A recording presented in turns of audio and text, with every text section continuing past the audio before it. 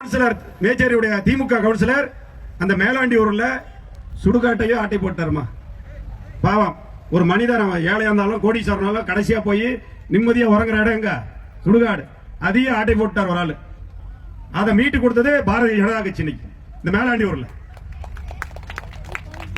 அதே மாதிரி அந்த பேருந்து நிலையத்தில் இன்னொரு கவுன்சிலர் சந்து கடை 2 வச்சிருந்து எங்களுடைய முன்னாள் மாநில தலைவர் அண்ணாமலை அண்ணனுக்கு அந்த வீடியோ போய் அவங்க குடும்பத்தையும் இன்னைக்கு ஜெயில பிடிச்சு போட்டாங்க. திமுக கவுன்சிலர், அவரும் திமுக கவுன்சிலர். இந்த மாதிரி நம்ம வந்து பார்க்காத, அவருடைய குடும்பம் என்ன பின்னணின்னு தெரியாத, நம்ம ஓட்டு போட்டு ஒரு கவுன்சிலரையும் வார்டு கவுன்சிலரையும் ஒரு எம்எல்ஏவையும் உருவாக்குற காரணத்தினாலதான் இந்த மாதிரி சம்பவங்கள்லாம் நடக்குது. நாம முன்ன தெளிவாயிருந்தோம், நாம முன்ன புரிஞ்சுக்கணும் நம்மளுடைய மக்கள்.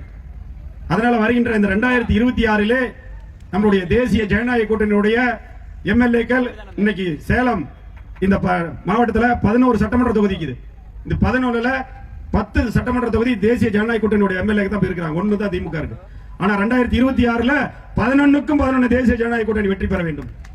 திமுக டெபாசிட் இழக்க செய்ய வேண்டும். நீங்கள் திமுகவை 2026 டெபாசிட் இழக்க செய்வீர்களா? செய்வீர்களா? செய்வீர்களா? Very good. பாரத் மாதா கி ஜெய், ஜெய்ஹிந்த்.